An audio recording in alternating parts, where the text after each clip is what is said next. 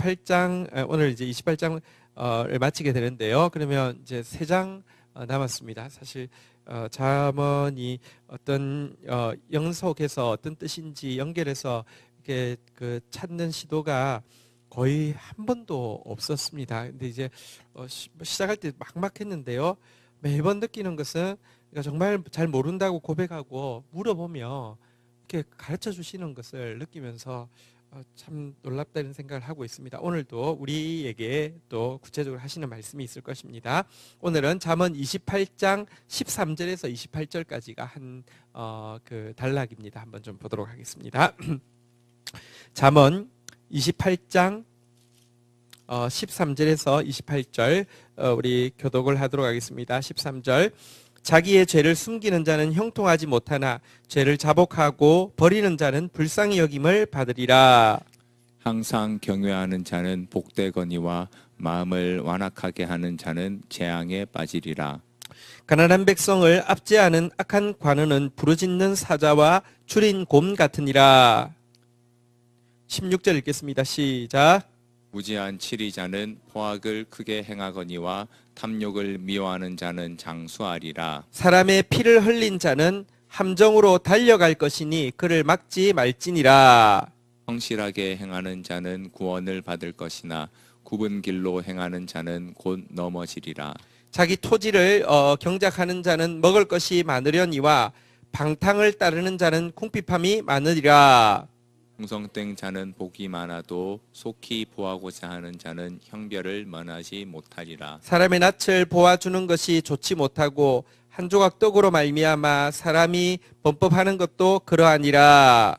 악한 눈이 있는 자는 재물을 얻기에만 급하고 빈궁이 자기에게로 임할 줄은 알지 못하느니라. 사람을 경책하는 자는 혀로 아첨하는 자보다 나중에 더욱 사랑을 받느니라.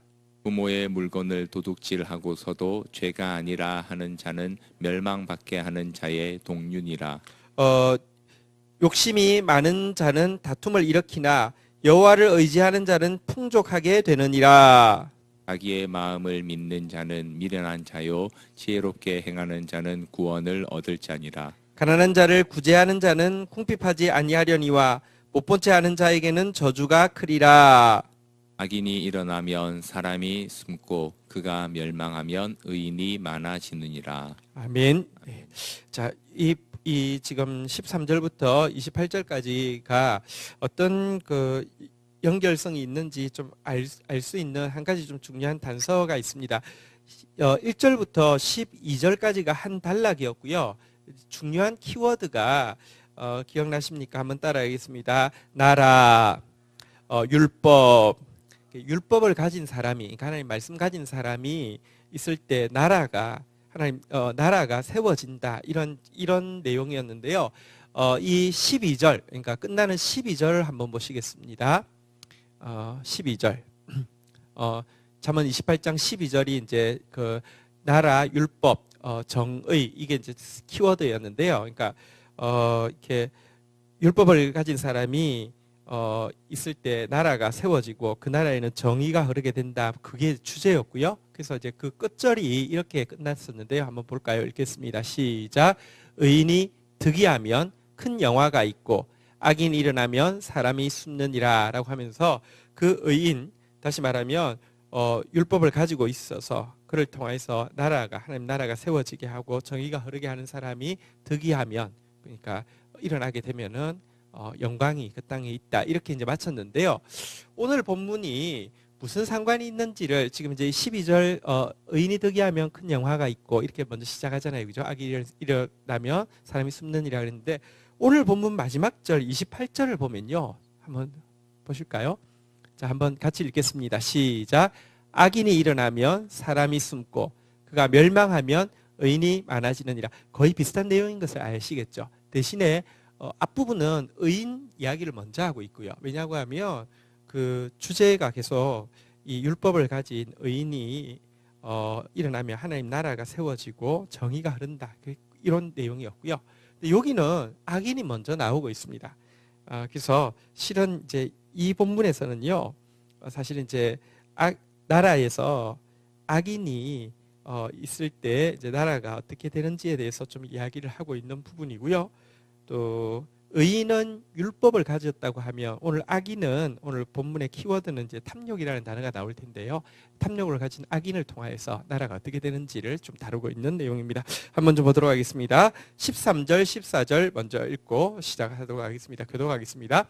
자기의 죄를 숨기는 자는 형통하지 못하나 죄를 자복하고 버리는 자는 불쌍히 여김을 받으리라. 항상 경외하는 자는 복되거니와 마음을 완악하게 하는 자는 재앙에 빠지리라. 네, 잠언서는 지혜서이기 때문에 이 그 죄에 대한 고백 이런 부분은 잠언서 전체에 거의 나오지 않긴 한데요. 조금 독특하게 죄의 문제를 이제 13절, 14절에서 다루고 있는데 13절에 보니까 죄를 숨기는 자가 나옵니다. 자, 죄를 숨긴다는 것은요, 그러니까 구체적으로 이야기하면 죄를 아주 가볍게 여기거나 죄에 대해서 변명하거나 부인하거나 남 탓으로 책임을 전가하는 이런 사람을 이야기하는데요. 이렇게 죄를 숨기는 자는 형통하지 못할 것이다 라고 이야기하고 있고요. 반대로 죄를 자복하고 버리는 자는 불쌍히 여김을 받는다. 이렇게 지금 이제 죄 문제를 다루고 있습니다. 자, 위에서는 이제 의인에 대해서 다루었다고 하면 이제 죄인에 대해서 지금 이제 이번 문단에서는 죄인에 대해서 다루고 있는데요. 14절에 이어지는 14절을 보면요. 항상 경외하는 자. 여기 나오는 경외한다는 것은 뭐 경외로 번역할 수도 있고요. 여기 이제 무섭다, 무서워하다, 떨다 뭐 이런 표현 뜻으로도 해석할 수 있는 단어인데요. 위와 연결해서 보면 이제 죄를 무서워하고 떠는 사람이 있는가 하면 죄를 가볍게 여기고 변명하고 부인하고 남한테 전가하는 사람이 있는데 후자 죄를 이렇게 무섭게 여기고 죄 앞에서 떠는 사람은 복이 있다. 그러나 마음을 완악하게 하는 자, 다시 말하면 죄를 아까처럼 숨기고 죄를 품고 죄를 가볍게 여기는 사람은 재앙에 빠진다라고 이야기하면서 이제 죄를 우리가 어떻게 여기느냐, 무섭게 여기고 떨고 자복하느냐, 아니면 가볍게 여기고 마음을 강팍하게 완악하게 해서 변명하고 부인하고 남 탓하고 이러느냐, 이제 이 두 갈림길이 있다 이렇게 이야기를 하고 있습니다. 여러분, 근데 우리 사회에서 보면요, 참 죄에 대해서요, 큰 죄를 짓고 나서도 뭐 심지어 학살 같은 걸 하고 나서도요, 정말 뻔뻔스러운 사람 정말 많습니다. 변명하고 부인하고 남 탓할 뿐만 아니라 별 대수롭지 않게 여기는 사람 있습니다. 근데 우리가 믿어야 합니다. 13절에 보니까요, 한번 따라하겠습니다. 형통하지 못하나. 그러나요, 죄를 막 무섭게 여기고 떨고 이런 사람, 여러분 그건 되게 좀 소심해 보일 수 있지만요, 한번 따라하겠습니다. 불쌍히 여김을 받으리라. 우리가요, 사실 죄 문제 우리가 해결할 수 없습니다. 솔직히 말하면 큰 죄를 지은 사람만 죄인입니까? 우리는 죄인 아닙니까? 우리도 다 죄인입니다. 그런데 그래도요, 죄를 무섭게 여기고 죄를 떨고 하나님 앞에서 막 떠는 사람은요, 불쌍히 여김을 받습니다. 불쌍히 여김을 받게 되면요, 14절에 보면 표현을 좀 더 바꾸어서 한번 따라하겠습니다. 복되거니와. 여러분들, 불쌍히 여김 받고 나면 복을 받습니다. 죄 앞에서요, 떨고 무섭게 여기는 자가 받는, 불쌍히 여김 받고 나서 받는 복은 무엇이냐고 하면요, 죄 문제 우리가 해결할 수는 없지만 하나님은 우리 죄를 진짜 민감하게 떨고 이렇게 자복하고 이렇게 그 무섭게 여기면요, 용서해 주십니다. 근데 하나님의 용서는 허사가 아닙니다. 실제입니다. 용서하시고요. 또 이 복은요, 용서에만 머무르지 않습니다. 우리가 다 죄인이지만 하나님 앞에서 자복하고 하나님을 경외함으로 이 문제를 다루게 되면요, 우리는 그 죄를 통하여서 성숙하게 되고요, 죄를 통하여서 분별력을 가지게 되고요, 더러운 게 있어야지 깨끗한 게 뭔지를 압니다. 죄를 통하여서 분별력을 가지게 되고요, 나중에는 죄를 이길 수 있는 능력도 가지게 되는데요, 이 용서, 성숙, 분별, 능력, 이 모든 것은요, 죄를 숨기는 자, 마음을 완악하게 하는 자에게는 아무 상관이 없지만 죄를 자복하는 자, 무서워하고 떠는 자, 경외하는 자에게는 반드시 임한다. 이렇게 이야기를 하고 있습니다. 자, 그런데 이어지는 내용에서는요. 그러면 지금 여기서 이야기하는 죄가 무엇이냐? 우리는 자꾸 이 죄도 의도 너무 개인화시켜서 뭐 내가 개인적으로 이렇게 착하게 사는 거, 내가 개인적으로 막 좀 나쁜 짓 하는 거, 이런 것에만 자꾸 결부시키는데요. 지금 윗단락도 그렇고 아랫단락도 그렇고 중요한 키워드가 한번 다시 따라하겠습니다. 나라. 나라. 여러분, 우리 통하에서 하나님 나라가 세워지는 것이고요. 세상 나라가 멸망받는 것입니다. 이 죄가 도대체 여기서 이야기했던 죄가 무엇이냐? 15절에서 17절 한번 좀 교독하고 시작하도록 하겠습니다. 가난한 백성을 압제하는 악한 관원은 부르짖는 사자와 줄인 곰 같으니라. 16절 읽겠습니다. 시작. 무지한 지리자는 포악을 크게 행하거니와 탐욕을 미워하는 자는 장수하리라. 자, 먼저 여기까지만 읽겠습니다. 여기 보니까요, 15절에 보니까 악한 관원이라는 단어가 나오는데요. 관원이라는 건 뭐 그냥 이제 관리 이런 뜻이 아니라 통치자라는 뜻입니다. 악한 통치자가 나왔고요. 16절에 보니까 무지한 지리자, 그러니까 무지한 통치자, 악한 통치자 이야기가 나와 있습니다. 지금 그 죄가, 위에서 이야기한 죄가 그냥 개인적인 어떤 죄가 아니라 악한 통치자의 죄, 무지한 치리자의 죄를 이야기하고 있는 것임을 알게 됩니다. 자, 한번 15절부터 보면요. 이 악한 통치자가 뭐 하느냐? 하는 일은 가난한 백성을 압제하는 일을 한다는 것입니다. 이런 사람은 백성들에게 부르짖는 사자나 출임 공과 같은 진짜 재앙 중에 재앙이 되는데요. 이런 일을 하는 사람, 이것을 지금 죄라고 이야기하고요. 이 죄를 가볍게 여기거나 이런 짓을 해놓고도요, 통치자가 변명하거나 부인하거나 책임 전가하는 사람을 지금 이야기하는 것입니다. 16절에 보니까요, 또 무지한 치리자라고 했는데요.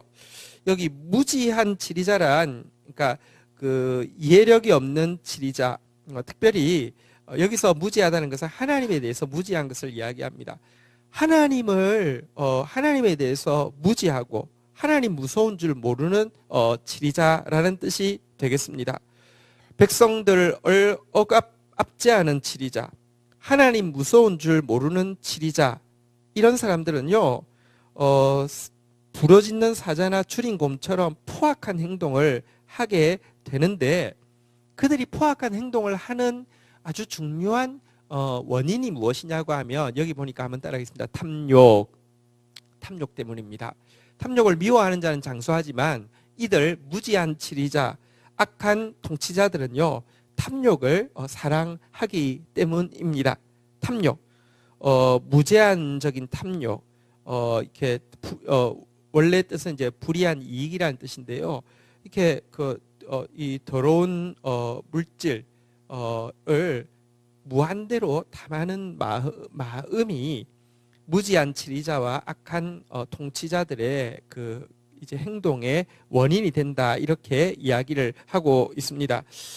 지금 그 영화 바이스라는 영화가 나왔는데요. 혹시 시간 되시면 한번 보시면 좋겠습니다. 혹시 보시는 분 있습니까? 네, 없죠. 이렇게 바이스가 중의적인데 이제 바이스 프레지던트 그러면 이제 부통령이 되지만 바이스 자체는 악이라는 뜻입니다. 근데 이제 이라크 전쟁 때 부통령 하던 딕 체니라는 사람이 얼마나 사실 부시 아들 부시가 좀 되게 좀 모자란데 뒤에서 권력을 가지고 얼마나 많이 해먹고 얼마나 많은 사람들을 죽였는지에 대한 이야기를 담고 있습니다. 그래서 실제 얼굴도 분장을 해서 그 당시 행정부 사람 똑같이 만들어가지고 이렇게 해서 아주 재미있었습니다. 근데 보면 결국 탐욕입니다. 이라크 전쟁하고 나서요, 자기 그 주식이 500%가 올랐으니까요. 회사를 가지고 있었는데 이 사람이 근데 이것 위해서요, 이라크는 솔직히 뭐 대량 학살 무기를 가진 것도 아니고 핵을 가지고 있는 것도 아닌데 그 전쟁 때문에 민간인이 60만 명이 죽었거든요. 또 미군들도요, 이 전쟁에 뭣도 모르고 이제 보내니까 가서 엄청나게 죽었거든요. 근데 이게 정말 하나님 두려운 줄 모르고 백성 귀한 줄 모르는 악한 통치자들에 의해서요 행해지는 일을 이렇게 진짜 공포스럽게 느꼈습니다. 그리고 또 이제 끝이 더 무서운 건 근데 딕 체니보다 더 이상한 사람이 지금 이제 거기 대통령으로 있잖아요, 그죠? 사실은 근데 그런 거 생각하면 정말 하나님 나라가 임하지 않고는 정말 우리는 정말 위험천만한 곳을 살고 있구나 이런 생각을 많이 하게 됩니다. 어쨌든 이 악한 통치자의 그 마음 행동의 근저에는 탐욕, 무제한적인 탐욕이 자리 잡고 있습니다. 그래서 율법의 반대말로 지금 탐욕, 경외의 반대말로 탐욕을 지금 제시하고 있는데요. 자, 그런데 그 사람에 대해서 17절 한번 보면 성경은 이렇게 경고하고 있습니다. 같이 한번 읽도록 하겠습니다. 읽겠습니다. 시작. 사람의 피를 흘린 자는 함정으로 달려갈 것이니 그를 막지 말지니라. 그렇게 악한 통치자가 무수하게 많은 사람들의 피를 흘리게 되면 하나님 가만히 있지 않습니다. 여기 함정으로 달려갈 것이라 그랬는데요. 여기 달려간다는 게 원어적으로 보면 이렇게 자기가 달려가는 게 아니라 도망간다는 뜻입니다. 그러니까 쫓긴다는 것입니다. 사람 피 흘린 사람은요, 하나님이요, 막 자꾸 막 쫓아오는 사람인데 막 막 도망가다가 함정에 빠지게 될 것이다라고 하나님께서는 분명히 경고하고 있고요. 그리고 그런 사람을 여기 막지 말라는 것은요, 이렇게 이제 그 위한답시고 도와주려고 하지 말라는 뜻입니다. 도와줄 수도 없고 도와주어서도 안 된다고 이야기하고 있습니다. 우리 이 잠언 28장 1절에 보면 이 말씀이 있었거든요. 한번 볼까요? 같이 한번 읽겠습니다. 시작. 악인은 쫓아오는 자가 없어도 도망하나 의인은 사자같이 담대하니라. 그러니까 죄를 짓는 사람은요, 쫓아오는 사람이 없어도 도망하게 돼 있습니다. 그 단어입니다. 근데 의인, 말씀을, 율법을 가진 사람은요, 사제처럼 여기 담대하다는 게 의뢰할 대상이 있다. 그래서 안전하다, 평안하다라는 뜻인데요. 어쨌든 이런 자는 반드시 도망하다가 함정에 빠지게 될 것이고요. 주어서도 안 되고 도와줄 수도 없다고 하나님께서 경고하고 있습니다.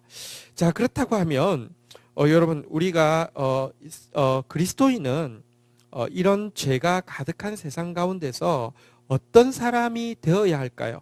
그리스도인이 이렇게 그리스도인의 정치는 어떠해야 할까요? 한번 좀 보도록 하겠습니다. 18절부터 20절까지는 보면 이제 이 악한 통치자와 대비되어지는 그러니까 이 정말 의로운 사람이 나라를 세우기 위해서 어떠해야 되는지를 이렇게 대비하고 있습니다. 한번 교독을 하겠습니다. 성실하게 행하는 자는 구원을 받을 것이나 굽은 길로 행하는 자는 곧 넘어지리라. 19절 읽겠습니다. 시작. 자기의 토지를 경작하는 자는 먹을 것이 많으려니와 방탕을 따르는 자는 공핍함이 많으리라. 20절 같이 읽겠습니다. 시작. 충성된 자는 복이 많아도 속히 부하고자 하는 자는 형벌을 면하지 못하리라. 자, 18절에 보면요, 성실하게 행하는 자라는 단어가 나오는데 그 뒤에 나오는 굽은 길로 행하는 자의 반대 개념인 것을 아시겠죠? 굽은 길로 행하는 자라는 것은요, 원어적인 뜻은 이중적인 생각을 가지고 있는 사람, 이중적인 잣대를 가지고 있는 사람, 이중적인 길을 가는 사람을 이야기합니다. 그래서 성실하게 행하는 자라는 것은 원어적인 뜻은요, 한 길로만 행하는 자, 이렇게를 이야기하고요. 여기 한 길은 유일한 길이 되시는 하나님의 율법을 이야기합니다. 하나님 율법대로, 말씀의 가르침인 하나님 사랑과 이웃 사랑의 한 길로만 걸어가는 사람이 있는가 하면 굽은 길, 그러니까 이중적인 길을 걸어가는 사람이 있습니다. 명분으로는요, 멋진 거를 이야기하지만 뒤에는요, 결국 까보면 탐욕밖에 없는 사람들이 많이 있습니다. 멋진 정치에 대해서도 멋진 플랜을 이야기하지만 까보면 자기 욕심밖에 없는 사람들 많이 있습니다. 우리가 여러분들 나라를 우리 사랑하는 이 대한민국을, 그리고 궁극적으로 하나님 나라를 세우는 사람이 어떤 사람이냐? 성실하게 행하는 자, 말씀의 한 길로만 행하는 자가 되어야 합니다. 두 마음을 품는 자, 하나님과 돈을 불이한 이익을 겸하여 섬기려는 마음 가져서는 안 됩니다. 자, 19절에 보니까요, 성실하게 행하는 자를요, 한번 따라하겠습니다. 자기의 토지를 경작하는 자. 자기의 토지를 경작한다는 것은 그래 땅이 최고야, 땅을 가져야 돼, 뭐 이런 뜻은 아니고요. 자기에게 맡겨진 일에 성실한 자를 이야기합니다. 자기에게 맡겨진 일, 여러분, 내가 율법의 딱 한 길 걸어가면서 나한테 주신 일에 대해서 내가 성실하게 그 일 감당하고 있으면 이런 사람이 하나님 나라를 세워가는 사람이다 라고 이야기하는데요. 여기 중요한 한 단어가 나오는데 한번 따라하겠습니다. 방탕을 따르는 자. 지금 이제 이 악인, 죄인, 그 탐욕스러운 사람을 여기 보니까 방탕을 따르는 자라고 이야기했는데요. 여기 재밌는 표현은 이 방탕이라는 단어는요, 원어의 뜻은 텅 비었다, 무가치하다, 헛되다 이런 뜻인데요. 여러분, 사실 뭔가 거창한 이야기를 하는데요. 솔직히 말하면요, 하나님이 나에게 주신 토지에는 먹을 것이 있고요, 나에게 맡겨주신 일에는 열매가 있지만, 여러분, 내가 크게 이야기하는 이 허영스러운 것, 이 텅 비고 무가치하고 헛된 것, 근데 이 방탕을 쫓는 사람 되게 많습니다. 탐욕을 쫓는 것은요, 사실은요, 솔직히 말하면 헛된 것을, 허상을 쫓아가는 것입니다. 다윗이요, 내가 눈을 높은 데 두지 않겠다고, 내가 이렇게 허탄한 거 쫓지 않겠다고 이야기했는데요. 그 말이 소확행으로 그냥 이렇게 간단하게 살래 이런 뜻이 아닙니다.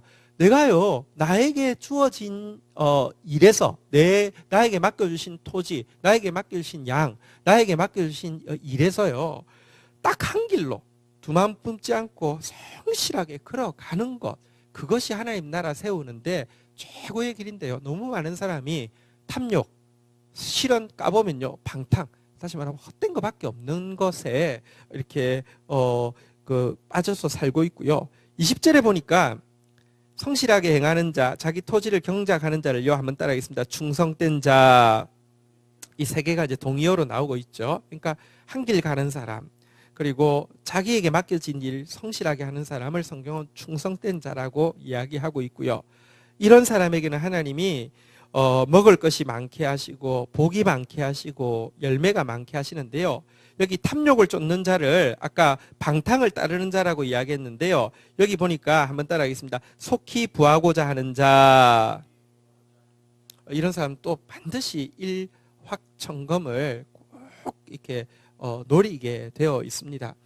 여러분, 그 이단과 바른 신앙의 핵심적인 차이가 무엇이냐고 하면, 이단은요, 이렇게 특급이 있다는 것입니다. 그러니까 이렇게만 하면 특급이, 그러니까 이런 과정 안 거치고 확 무사 통과하는 게 있다는 것입니다. 그러니까 이것만 하면 너는 천국도 다이렉트로 가는 거고, 이것만 하면 너는 영적 지위도 갑자기 저 비천한 것들하고 달리 이렇게 높아지는 것이고, 이것만 하면 14만 4천에만 들면 뭐 아무것도 필요 없고 싹 올라가고, 이런, 그러니까 이 사실은요, 한 방에 된다는 게 이단의 가르침이고요. 성경의 가르치면요, 이렇게 절대로 속히 되는 것이 없다고 이야기합니다. 씨 뿌리는 비유부터 시작해서, 여러분, 그냥 우리가 살아내는 것입니다. 말씀이 들어와서 내가 말씀이 체화되어지는 것입니다. 액세서리 걸어두는 것이 아니라 열매 맺는 것인데요. 어쨌든 여기 지금 죄인들의 마음의 근저에는 탐욕이 들어있고요. 이 탐욕은 사실은 허영을 쫓는 것이고요. 또 이 방법으로는 한방 일확천금을 노리게 하는 이런 것인데요. 자, 우리 한번 1절부터 23절 한번 좀 보도록 하겠습니다. 자, 이런 나라에서요, 악한 자, 지금 악한 통치자의 모습도 보였고요. 이런 나라에서 의로운 사람이 어떻게 살아야 되는지도 보였는데요. 자, 이곳에서 사람들은 주로 보통 어디에 영향을 더 많이 받냐고 하면 의의 영향받기보다는 악의 영향을 훨씬 더 쉽게 받습니다. 21절부터 23절까지 한번 좀 보도록 하겠습니다. 21절, 22절 먼저 보도록 하겠습니다. 사람의 낯을 보아주는 것이 좋지 못하고 한 조각 떡으로 말미암아 사람이 범법하는 것도 그러하니라. 악한 눈이 있는 자는 재물을 얻기에만 급하고 빈궁이 자기에게로 임할 줄은 알지 못하느니라. 여러분, 통치자가 왜 중요하냐고 하면 악한 통치자가 있으면요, 그 모습이 사회 전반에 영향을 끼치게 됩니다. 자, 한번 보겠습니다. 악한 통치자가 있는 곳에서는요, 21절에 보는 대로요, 뇌물이 성행을 하게 되는데요. 사실은 뇌물이라 해봤자 지금 여기 보니까 떡 한 조각으로 말미암아라고 돼 있는데요. 솔직히 여러분 뭐 꽤 커 보여도요.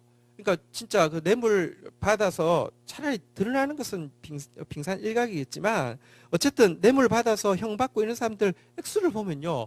가끔 우리가 참 뭐랄까 저것 때문에 저 사람 왜 저랬어? 이러는 생각이 듭니다. 크든 적든요. 까놓고 보면 떡 한 조각입니다. 근데요. 이 떡 한 조각 때문에 여러분들 이 뇌물이 막 횡행하게 되는데요. 왜 그 사람은 그거 받았을까요? 22절 한번 보십시오. 그 사람 받을 때요. 생각이 없어서가 아니라 눈에 보였기 때문입니다. 22절에 보니까 악한 눈이 있는 자는 재물을 얻기에만 급하고 그 사람 눈에는요. 지금 일단 돈이 보이는 거예요.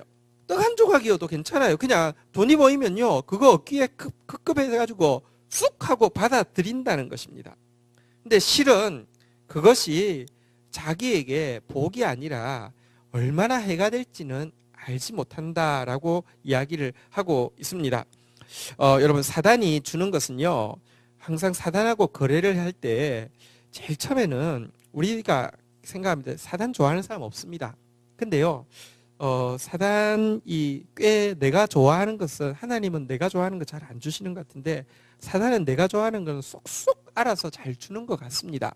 그래서요 사단 등쳐먹으려고 생각을 하고 이렇게 사단하고 거래를 하려고 합니다. 근데 꼭 기억하십시오. 사단은요 절대로 손해보는 장사를 안 합니다. 덜 좋은 거 주고 더 좋은 거 빼앗아 갑니다. 지금 눈에 돈이 보여가지고요.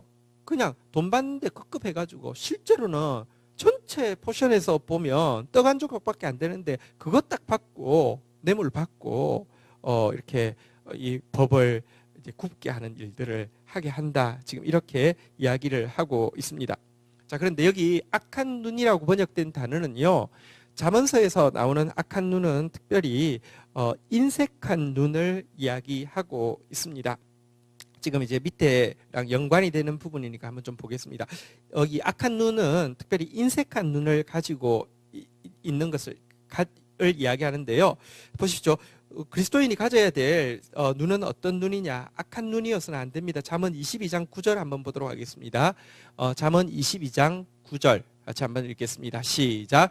선한 눈을 가진 자는 복을 받으리니 이는 양식을 가난한 자에게 줌이니라. 선한 눈은 무엇이냐고 하면 너그러운 눈입니다. 자꾸 이렇게 흘려보내려고 하는 풍성한 눈이고요. 악한 눈은 인색한 눈입니다. 인색한 눈이니까요. 한 톨도, 그래서 떡 한 개 준다고 그래도요. 그거 덥석 물어가지고는요. 여러분 재판을 막 굽게 하고 이런 일을 하는 이 악한 눈. 근데 사단이요. 이렇게 뭐랄까요. 세속적인 사람 막 돈이 보인다고 그러잖아요. 사단이 돈을 보여줘요. 돈이 보여줘서 그러니까 이렇게 고기가 미끼 물듯이 확 물게 했지만 실은요. 자기가 이렇게 빈궁이 강도처럼 임할 사실 사탄이 재앙이 강도처럼 임할 줄을 모르고 그것을 물게 하는 것입니다. 23절에도 보면요. 이처럼 본문으로 가겠습니다. 이렇게 이제 악한 눈이 있는 사람은요. 뇌물 한 조각에 이렇게 탁 해가지고 받아들이게 되고요.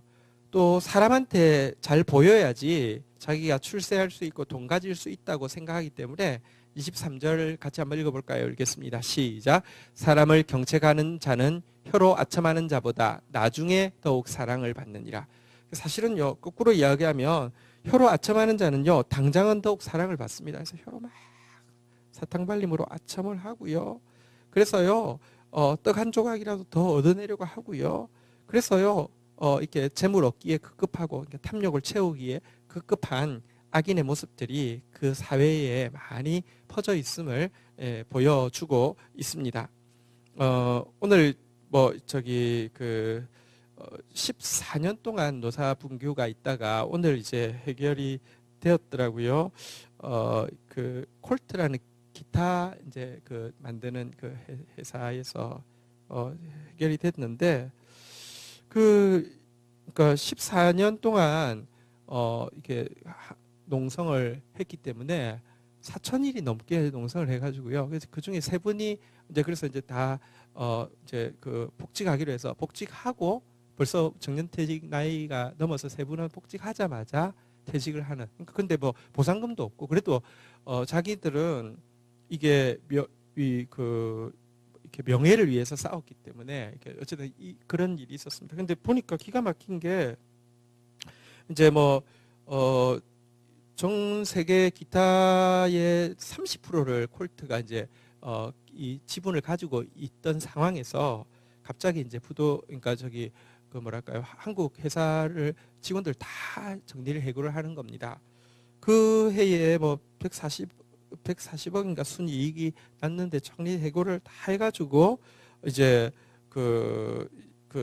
농성이 시작이 되었는데 그래서 이제 고등법원 가서 이제 이거 잘못됐다고 이렇게 노동법 위반이라고 해서 대법원에 갔더니 대법원에서 뭐라고 판결했냐고 하면 이제 급작스러운 상황이 있을 때는 어쩔 수 없이 정리해고할 수 있잖아요, 그죠? 근데 뭐라고 했냐고 하면 급작스러운 그런 일이 없어도 장래에 일어날지 모르는 회사의 위기를 위해서 정리해고할 수 있다 이렇게 된 거예요. 그러면 장래에 일어날 수 있는 위기를 위해서 정리해고할 수 있다고 하면 누구나 해고할 수 있는 거잖아요, 그죠? 근데 그때 그 재판을 주도한 사람이 양승태 대법원장이고요.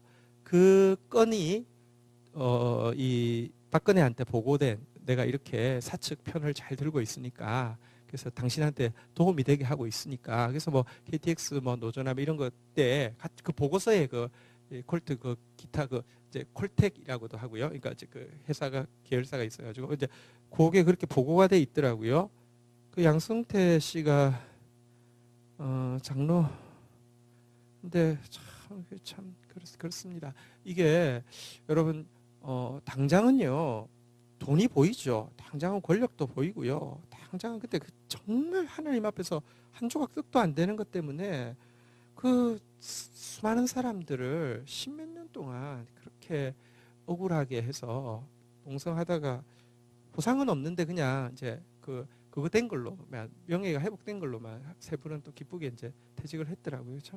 참 어쨌든 악한 통치자가 있고 또 이 영향받은 거기에 아차하는 사람들이 있는 사회가 얼마나 아프고 힘든지 참 느끼는 그런 일이 있었습니다. 자, 한번 보도록 하겠습니다. 그런데 이게요 단지 무슨 멀리 사회에만 있는 모습은 아닙니다.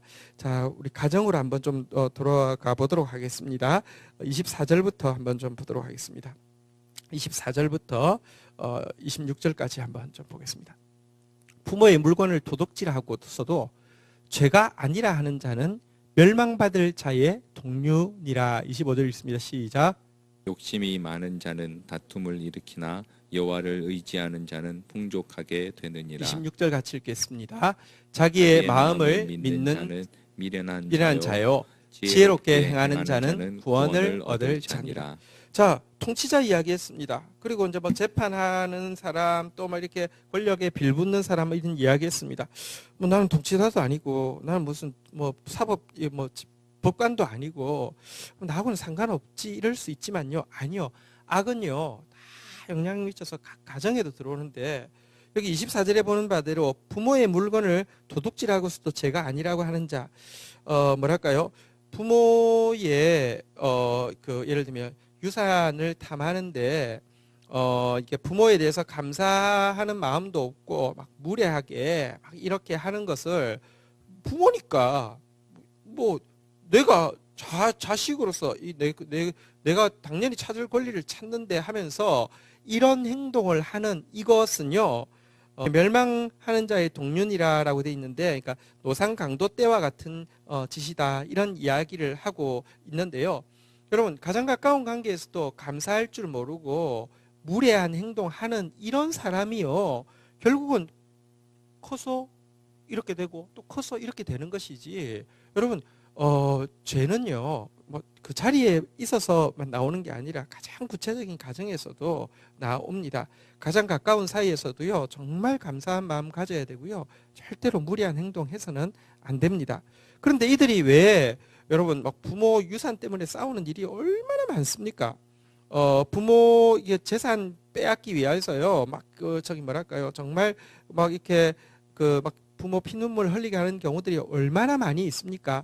근데 그 이유가 뭐라고요? 25절에 보니까요, 한번 따라하겠습니다. 욕심이 많은 자, 위에 나온 이제 탐욕, 그러니까 이 탐욕, 이 그 방탕, 다시 말하면 헛된 거, 또 딱 그 일확천금 노리는 거, 한방, 이런 사람들 욕심 부리기 때문에 여러분 각 가정에서부터도 이런 일이 있는데요. 자, 그런데 이 사람과 반대로 행동할 수 있는 사람이 그리스도인이어야 합니다. 부모님과의 관계에서도요, 그리스도인다운 모습이 무엇이냐, 즉 진짜 예수 믿는 게 뭐냐, 예수 믿는다고 하잖아요. 예수 믿는다는 것을 구약적으로 표현하면요, 한번 따라하겠습니다. 여호와를 의지하는 자. 여호와를 의지한다는 것은요, 물질을 의지한다는 것에 딱 반대가 됩니다. 여호와를 의지한다는 것은요, 26절에 나오는 자기 마음을 믿는 자와 딱 반대가 되는 것입니다. 자기 마음을 믿는다. 자기 마음을 믿는다는 것은요, 자기 욕심대로 행한다는 것입니다. 내 마음속에 욕심이 가득하니까요, 내 욕심대로 행하는 게 아니라, 자기 욕심을 믿는 게 아니라 하나님 말씀을 믿는 사람, 이런 사람이 진짜 그리스도인이고요. 이런 사람은 가장 가까운 관계에서도 감사할 줄 알고 무례하게 행동하지 않는 사람이 되어야 된다, 이렇게 이야기를 하고 있습니다.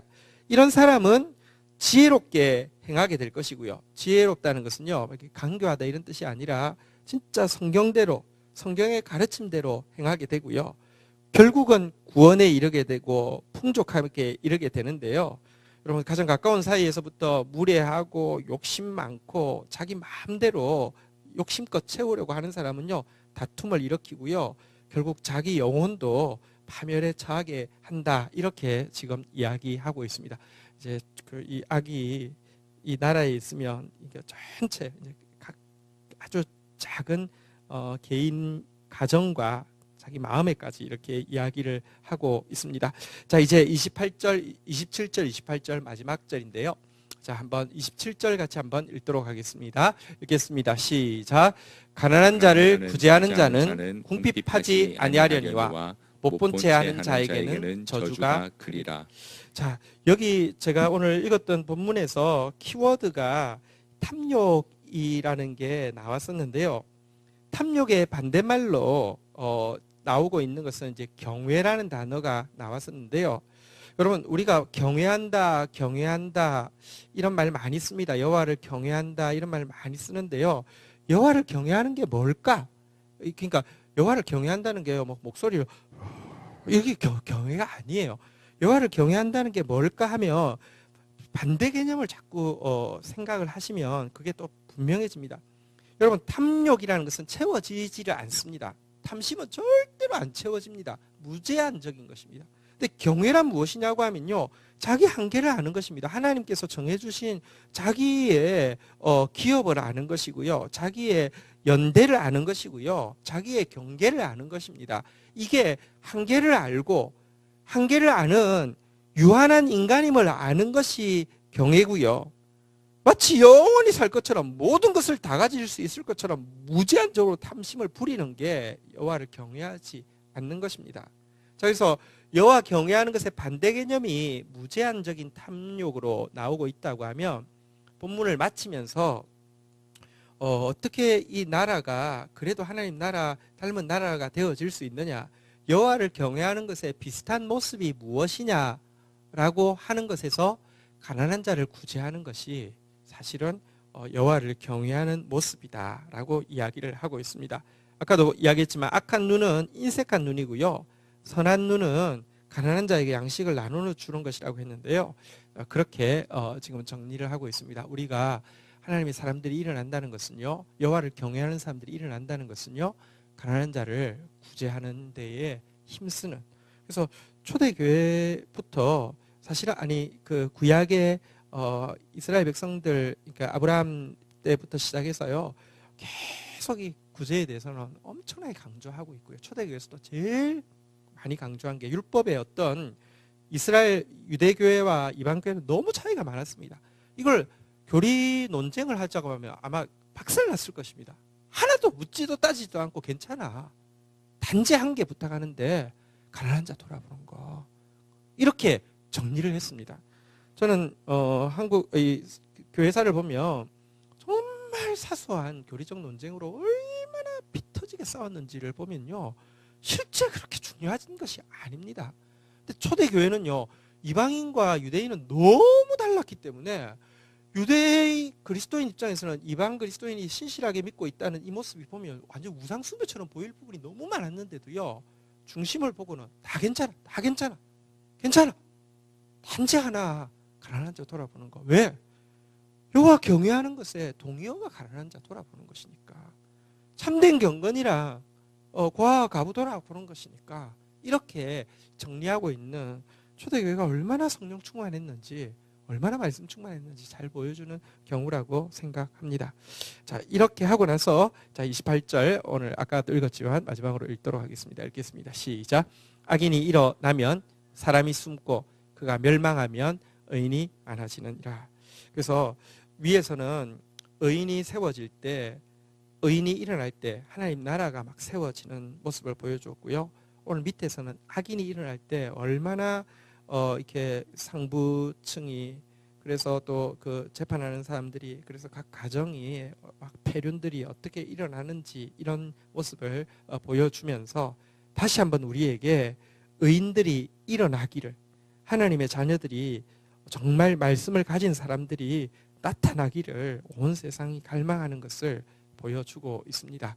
어쨌든 우리 여러분 말씀 가진 사람이 정말 말씀 가졌다는 게 이게 지식 가지고요. 막 또 이렇게 재단하려고 드는 거는 절대 그거 아닙니다.